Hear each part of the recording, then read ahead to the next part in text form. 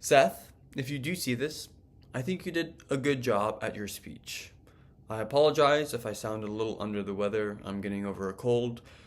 Your beginning with a quote helps solidify your overall story and allows for the listener to get a taste of where you're going to go. I liked how you jumped right into the action.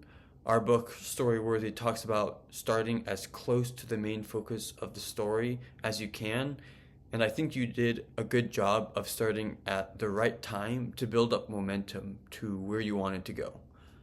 I enjoyed how you presented your speech as a more conversational story, like something that people wanted to lean into, with keeping your voice low but audible. Really cements as if we're at a dinner table and you're sharing one of your personal stories and experiences.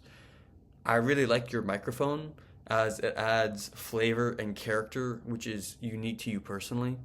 I think every speaker tries to make something unique in their speeches. That way they can stand out from the others.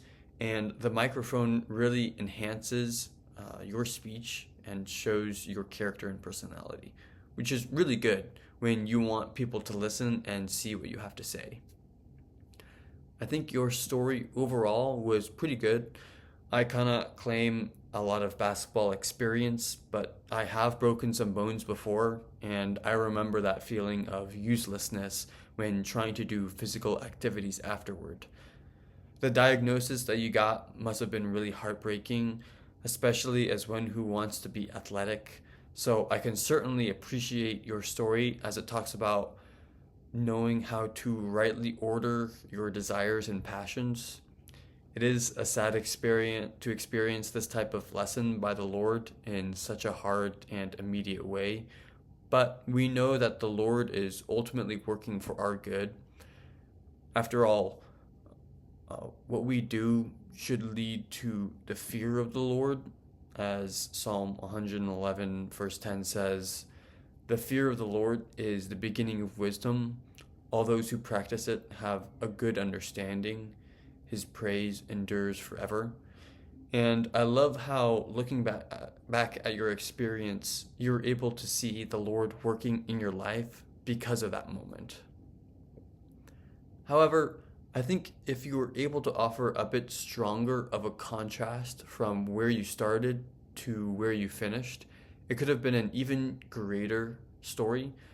Our book, Storyworthy, talks about how you really want to drill into your 5 second moment, allowing a contrast to where what you once were to where you are now.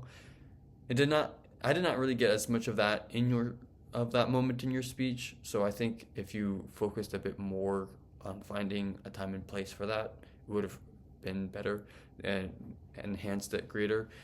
It doesn't really have to be too profound, but I think if you talked about how you may not have had too many cares for the Lord at that age, or felt like basketball had kind of consumed your life, or something similar that resonates with basketball, and then really hammer home how your life was changed after you could no longer experience those same athletic abilities as you once had.